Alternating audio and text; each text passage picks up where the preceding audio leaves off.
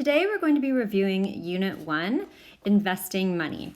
So what you see right before you with a bunch of information on it and formulas, this is a summary of what we covered in class, and this document will be available to you, so you don't have to copy this all down right now. I'm just going to quickly zoom in and go through some key parts of it.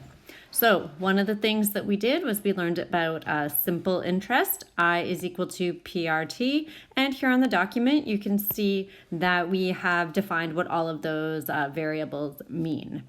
We've gone and then done the same for total amount, for compound interest, and we've explained compound interest a bit more in depth with the explanation of compounding periods. And then we also did that with present value. And if you go to the next page, you can see a list of a lot of the vocabulary words that we used.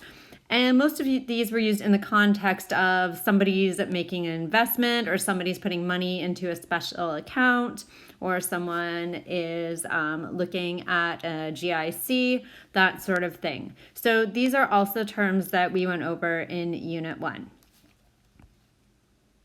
So now we're going to start actually going through some examples, and we're going to start with simple interest. So our first example has $589 that is invested at a rate of 3.2% simple interest for 130 weeks. How much interest is earned and what is the final amount? So let's start by identifying what we need to find and what we're already given. So we need to figure out the interest. That's our first question there. How much interest is earned? We are told that the principal, or the amount invested, is $589. We are told that it is invested at a rate of 3.2% simple interest. And when we do R for our rate, we need to change this into a decimal.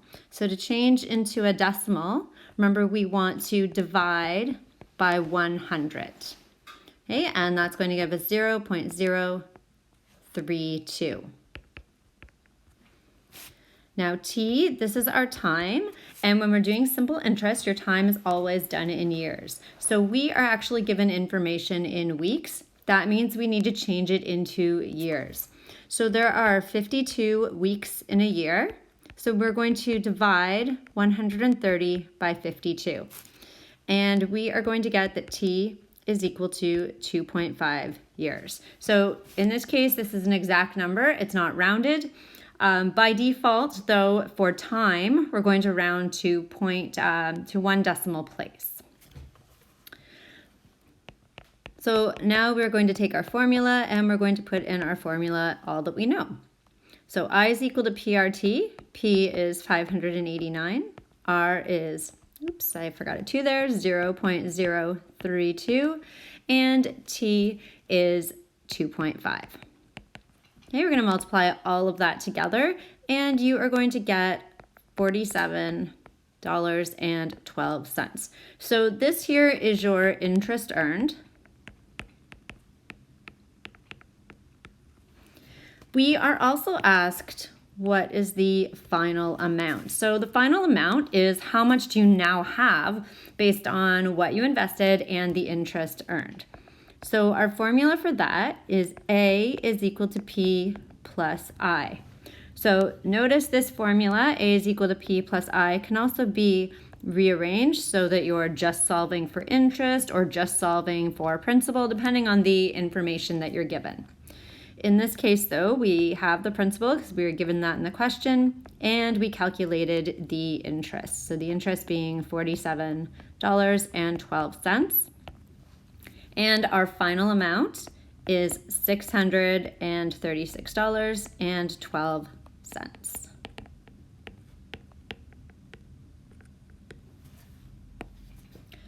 Okay, we're going to do another one where we're dealing with simple interest. So we are told that $5,500 was invested at 6% interest, and the interest earned was $300. How many years was the money invested for? And here we're asked to round to one decimal place. So we're going to start off by writing down what we know. We are told that the interest earned is $300, so I is equal to 300. The principal, or the amount initially invested, is $5,500. The rate is going to be 0.06 because we're taking 6% and we're dividing that by 100. And in this case, we don't know what the time is. So we are looking for the number of years. So we're going to start off by writing down our formula. I is equal to PRT. Then we're going to put in the information we know.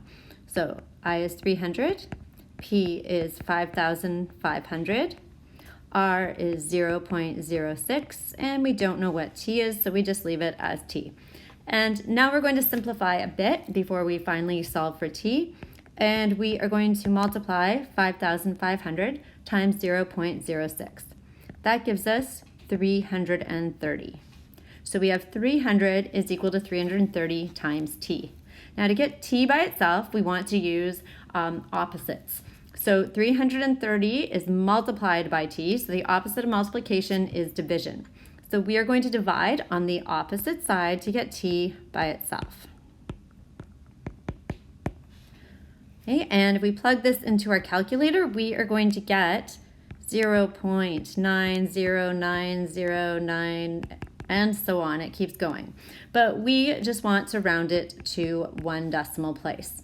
So I'm going to put T on the left side for proper form here.